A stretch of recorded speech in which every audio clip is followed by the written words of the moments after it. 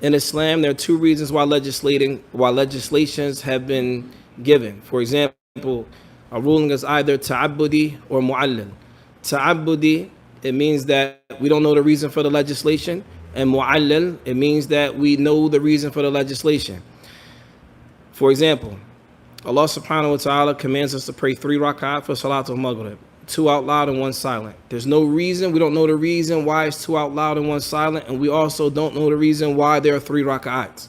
We have no idea. So therefore, we cannot make analytical deduction based off of this 3 rak'at. Likewise, the Prophet ﷺ, when he said that a woman should not travel unless she has a mahram, So when the ulama look at this hadith, they say, okay, was this hadith mu'allal, meaning the reason for the hadith is known, or is ta'abbudi, meaning we hear and we obey and we don't ask questions. Meaning if the ulama look at this hadith and say it is mu'allal, meaning the reason for this hadith is because of her safety. So the ones that ujiz, the ulama that say that it's permissible to travel without a mahram, if her safety can be guaranteed, they will look at it this way. The ones that say it is ta'abbudi, they will say no, she can't travel regardless because of the hadith and what the hadith says without looking at the reason for the legislation. Is that clear? Tayyib. I wanted to ask what you just explained about the 2 different rules. One is known and one is not known. No, not one is known and one is not. I know. That's just the best way I can say it. Okay.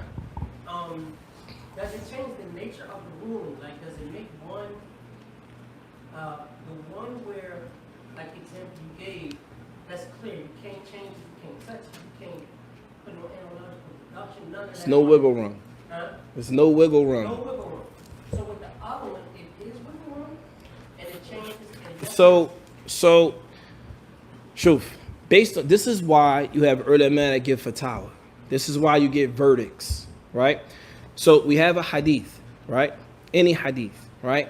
If the hadith is mu'allal, meaning if the Prophet ﷺ mentioned this hadith and there's a reason for its legislation, that's number one.